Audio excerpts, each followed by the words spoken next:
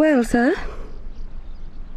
I'm sorry for you, Mr. Merville. I beg your pardon? I'm not noted for my eloquence. I use my head, not my heart. But I beg you to consider what you're doing. I know perfectly well what I'm doing. Think of the awful position of the woman who only wakes to a man's true character after she has become his wife. I am well aware of the Baron's character. A woman who has to submit to being caressed by bloody hands and lecherous lips. Think of the shame, the agony. Please believe me. I couldn't plead with you more sincerely if you were my own daughter. I think that is quite enough. I've listened to you with patience, Mr. Holmes. Possibly you mean well, though I know that you are a paid agent who would have been equally willing to act for the Baron as against him. I assure you that is I wish you to understand once and for all that I love Baron Gruner, and he loves me, and that the opinion of the world is no more to me than the twittering of these birds. You fool! Mr. Holmes, I agreed to receive you because my father requested it. I am not clear who this person may be. I'll tell you who I am. I am one of 100 he's tempted and used and ruined and thrown on the rubbish heap. Oh, I was like you once. I find that hard to believe. And this is what your precious Baron did to me. I tell you, if you marry this man, he'll be the death of you. It may be a broken heart, or it may be a broken neck, but he'll have you one way or the other. You didn't have to see me home, sir. It was the very least I could do. You're a good man, Mr. Holmes. And you are a good woman, Miss Winter. What I am is a stupid fool. If I hadn't have lost my temper, she might have listened to me. I don't think so. No? I wish I could have told her about his book all the same. She probably wouldn't have believed you. Nah, maybe not. Mr. Holmes? Yes? You're wrong, you know.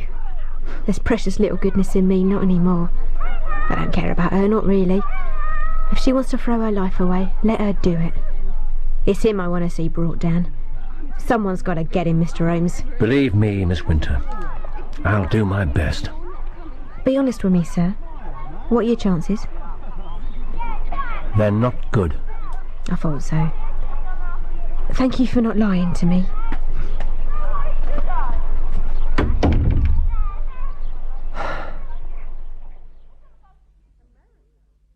America? Only for a short time. But so soon. Surely you could put it off until after we're married. We could go together. I'm sorry, my dear, but it's quite unavoidable. I shall be back just before the wedding. Why must you go? There are important financial matters that must be seen to at once. Yes, but surely you could... That is enough! I leave on Friday. The subject is closed.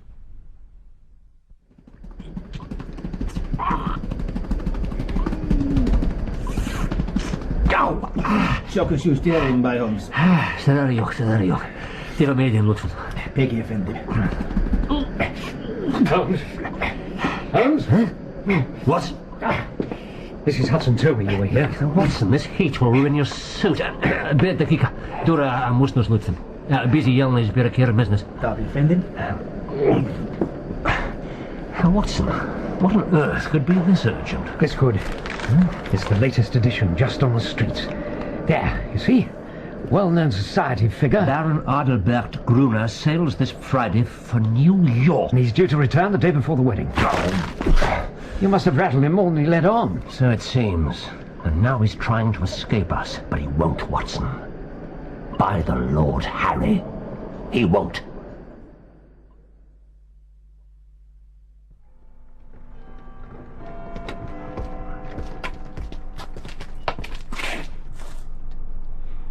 If you have business with me, gentlemen, have the decency to step out of the shadows and look me in the face. Yes. Yes, that's much more civilized. Your employer would be proud. Now, is it to be one at a time, or both together?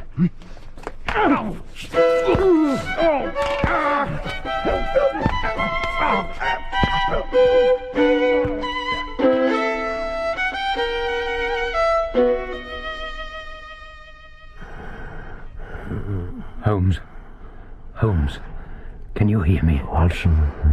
I came as soon as I heard. It's in the evening papers. Good. That damned Austrian. Give me the word and I'll go and thrash the hide off him. Good, Watson. That's not the way. Don't try to talk. I must. It's important.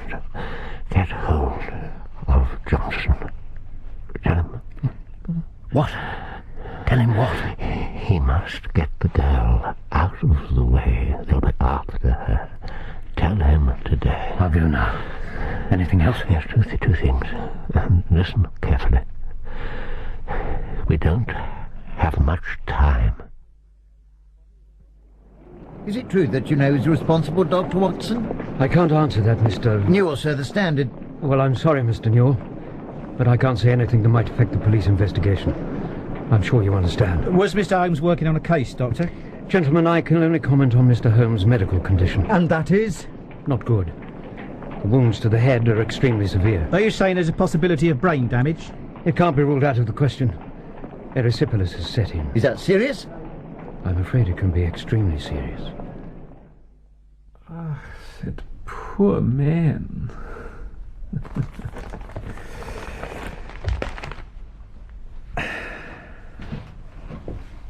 Yes, Carl. Dr. Hill Barton is here, Baron. Ah, yes, Dr. Barton. Good. Show him in. Sir. This way, please, Doctor. Pray, sit down, Dr. Barton. I read your note with interest. Genuine Ming sauces so rarely come up for sale. May I see the specimen? By all means, Baron. Here you are. Kitty! Come on, love! You must be ready by now. I'm dying of thirst, even if you're not. Must be all this fresh air. I always said it was bad for you. Well, come on then. Very fine. Very fine indeed. I knew you'd think so. And you say you have a set of 6 to correspond? That's correct. A complete set. What puzzles me is that I should not have heard of such magnificent specimens. I only know of one set in England to match this, and that one is certainly not on the market. What price are you asking? I'd be perfectly happy for you to obtain an independent valuation. Ah, Christie's, Sotheby's, whatever you wish. that is most generous of you. Would it be indiscreet if I were to ask you how you obtained this? Does it really matter? You can see that the piece is genuine. Things grow more mysterious. That it is genuine, I'm quite certain. But in dealing with objects of this value, one naturally wishes to have all the details. I should have expected you to know that. My dear Baron, you can do business or not. I've given you first refusal, but I'll have no difficulty in other quarters. Why exactly did you come to me? I understood you were a connoisseur. And who gave you this understanding? I'm aware that you've written a book on the subject. Have you read the book? No. Dear me. You describe yourself as a connoisseur and a collector. You have this valuable piece in your collection, and yet you'd never trouble to consult the one book which would have told you the real meaning and value of what you held. How do you explain that? I'm a very busy man. I'm a doctor in practice. That's no answer. If a man has a hobby, he follows it up, whatever his other pursuits may be. So, you are a connoisseur. Yes, I am. Indeed. What do you know of the Emperor Shomu? Tell me a little of the Northern Wei dynasty. This is intolerable, sir. I came here to do you a favor, not to be examined as if I were a schoolboy. You are here as a spy, an emissary of Holmes. The man is dying, so he sends his assistant to keep watch on me. I have no idea what you're talking about. Be silent, or your next words will be your last, Dr. John Watson. Drop the gun, Gruner! Holmes! Well, 2 trespassers, 2 criminals, and the law will be entirely on my side. Kevin! Kevin, no! This is from me, and all the others like me!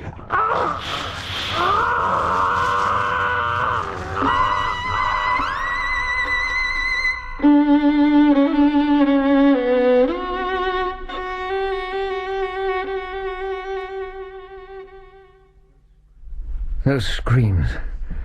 I don't think I'll ever get the sound out of my head. I couldn't do a thing. Will he live? Yes, he will. But he'll be disfigured for life and very possibly blind. Concentrated sulfuric acid. If I'd had my bag with me... You rang for help and you sent for his own doctor. What more could you do? Nothing.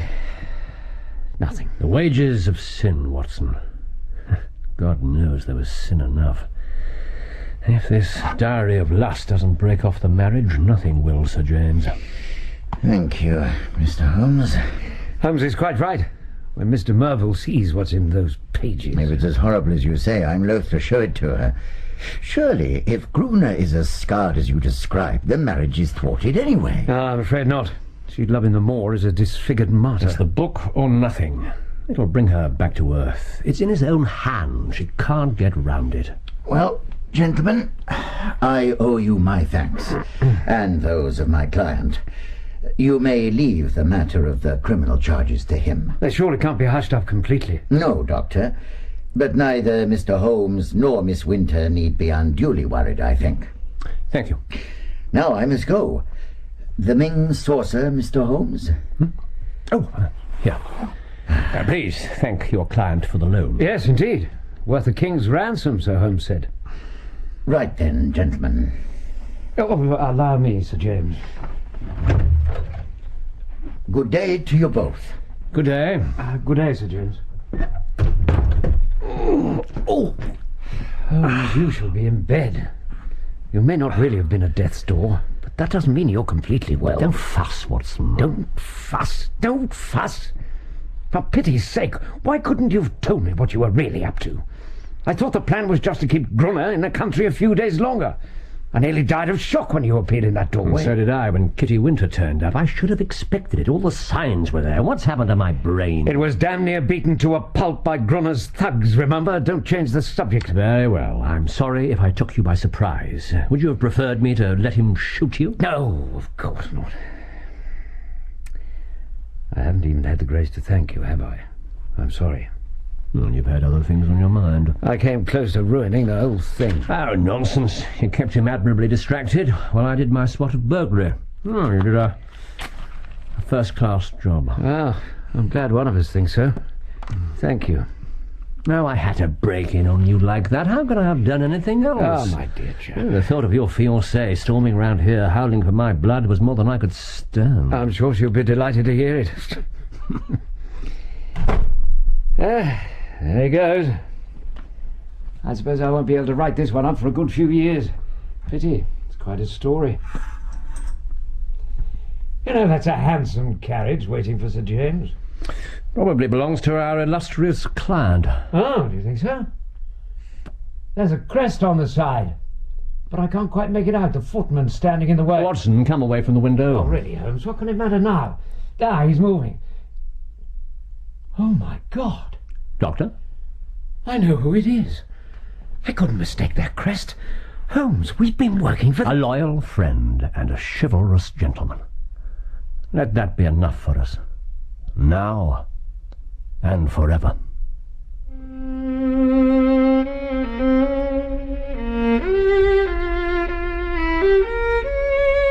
In The Illustrious Client, Sherlock Holmes was played by Clive Medicine and Dr. Watson by Michael Williams, with Michael Feast as Baron Gruner, Ruth Gemmell as Violet de Merville, and Deborah Berlin as Kitty Winter.